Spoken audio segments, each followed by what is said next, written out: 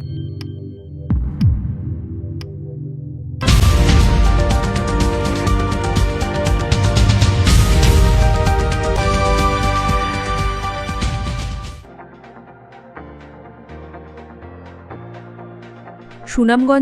বাদাবন সংঘ কর্তৃক আয়োজিত গেল রবিবার সকাল 10টায় প্রবাসী কল্যাণ সেন্টার সুনামগঞ্জের হলরুমে বিদেশ ফেরত নারী কর্মীদের নিয়ে উন্মুক্ত দলীয় এক আলোচনা সভা অনুষ্ঠিত হয়েছে। এ সময় অনুষ্ঠানটি পরিচালনা করেন অভিবাসী নারী শ্রমিক অধিকার বাদাবন সংঘ এর প্রোগ্রাম অ্যাসোসিয়েট আয়েশা সিদ্দিকা।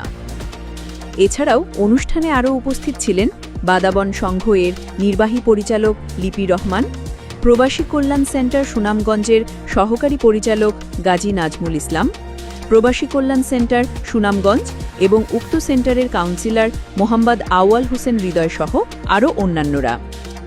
এই সময় বক্তারা বলেন, নারী কর্মীরা প্রবাস থেকে নির্যাতিত হয়ে দেশে ফেরত আসে তাদের কল্যাণের জন্য সরকারের পাশাপাশি বাদাবন সংঘ কাজ করছে। প্রবাসী নারীগণ হয়রানির শিকার হয়ে দেশে আসা নারীদের বিভিন্ন প্রশিক্ষণ দিয়ে তাদের উত্তরণে কাজ করছে এই সংগঠনটি। এতে করে বিদেশ থেকে ফেরত আসা নারী কর্মীরা স্বাবলম্বী হয়ে উঠতে পারছে বলেও জানান তারা। এদিকে বক্তারা আরও বলেন, অনেক নারী ভালো কাজের সন্ধানে বিদেশে যান, কিন্তু সেখানে তারা নানা রকম বাধার শিকার হন। এর মধ্যে শারীরিক ও মানসিক নির্যাতন, অসম্মান এবং অধিকার থেকে বঞ্চিতও হয় তারা।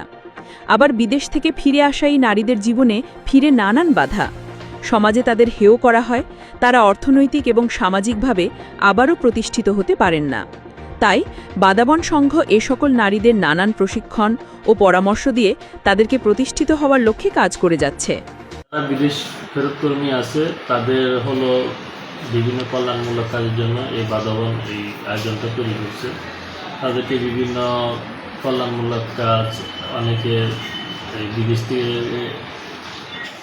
বিদেশ থেকে ধরেন এই বিভিন্ন অন্যায় অত্যাচারের শিকার হয়ে দেশে আসছে, বিভিন্ন প্রমাণ মাধ্যমে থাকে, তাদেরকে কীভাবে উত্তোলন করা যায় সে ব্যাপারে।